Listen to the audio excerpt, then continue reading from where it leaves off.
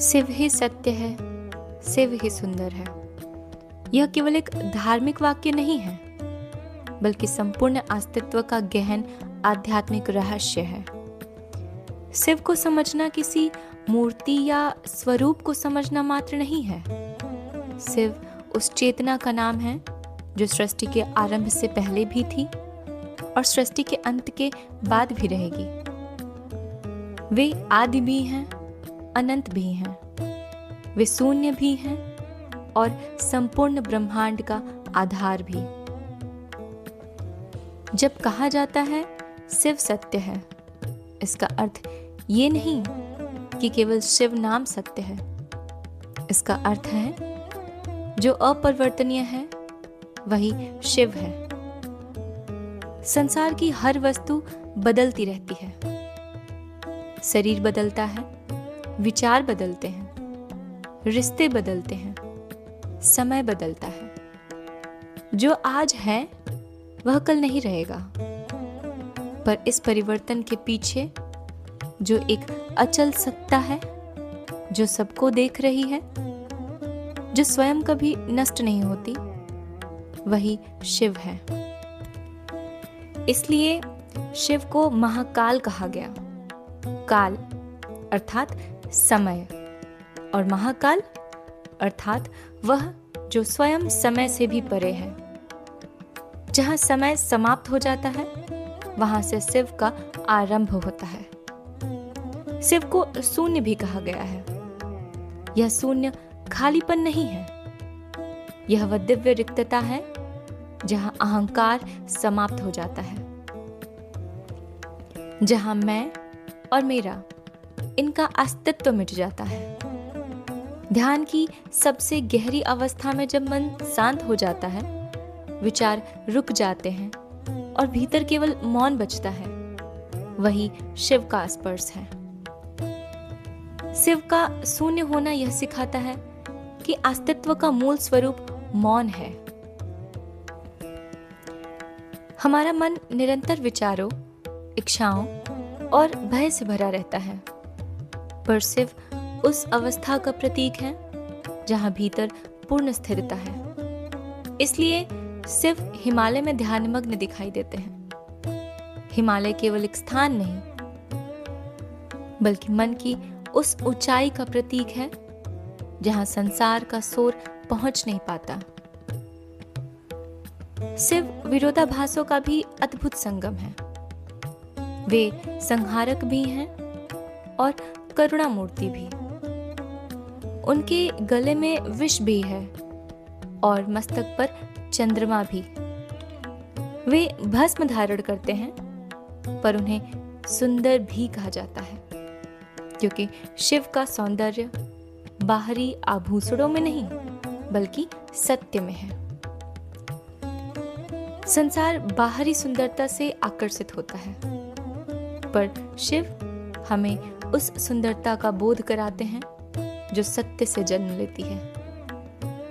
जो व्यक्ति भीतर से शांत है, मुक्त है, करुणामय है, वही वास्तव में सुंदर है।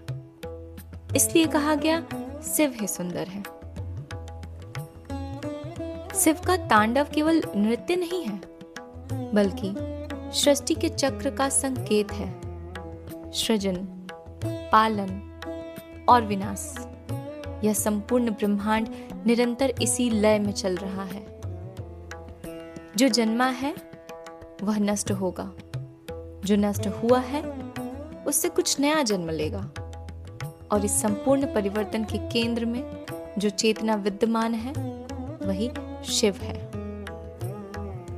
मनुष्य मृत्यु से भयभीत रहता है, क्योंकि वह परिवर्तन को अंत मानता है, पर शिव सिखाते हैं अंत वास्तव में एक नए आरंभ का द्वार है। शमशान में निवास करने वाले शिव हमें याद दिलाते हैं कि जिस शरीर, अहंकार और संसार पर हम इतना गर्व करते हैं, वह सब एक दिन भस्म हो जाएगा। और जब यह बोध गहरा होता है, तब मनुष्य के भीतर वैराग्य जन्म लेता है। शिव अनंत है, अनंत अर्थात जिनकी कोई सीमा नहीं। हमारा मन हर चीज को सीमाओं में बांधना चाहता है। नाम, रूप, विचार, पहचान, पर शिव किसी सीमा में नहीं बंधते। वे निराकार भी हैं, वे साकार भी हैं, वे मौन भी हैं और वे संपूर्ण सृष्टि की ध्वनि भी हैं। जब कोई ओम नमः शिवाय का जप करता है तो उसका भाव कुछ इस प्रकार होता है। हे ईश्वर, मैं अपने भीतर की परम कल्याणकारी चेतना को स्वीकार करता हूँ और अहंकार को समर्पित करता हूँ। यदि हम आध्यात्मिक स्तर पर समझने की कोशिश करें तो इस मंत्र का अर्थ केवल किसी देवता को प्रणाम करना नहीं है, बल्कि यह मंत्र अपने भीतर के अहंकार, क्रोध, मोह और अशांति को शांत कर आत्मा को उसकी मूल चेतना से जोड़ने का मार्ग माना जाता है। अंततः शिव कोई बाहरी सत्ता नहीं, बल्कि हमारे भीतर का सर्वोच्च सत्य है। जब मन शांत होता है, जब अहंकार गिर जाता है, जब इच्छाओं का शोर कम होता है, तब भीतर जो निर्मल चेतना प्रकट होती है वही शिव है। शिव हमें सिखाते हैं कि जीवन का अंतिम उद्देश्य केवल भौतिक उपलब्धियां नहीं, बल्कि स्वयं को जानना है। और जो स्वयं को जान लेता है वह समझ जाता है कि सत्य बाहर नहीं बल्कि भीतर है। इसलिए कहा गया है शिव आदि हैं, क्योंकि उन्हीं से सब प्रारंभ होता है। शिव अनंत है, क्योंकि उन्हीं में सब विलीन हो जाता है। शिव शून्य है, क्योंकि वहां अहंकार का अस्तित्व नहीं बचता। और शिव सत्य है, क्योंकि उनके अतिरिक्त सब परिवर्तनशील है।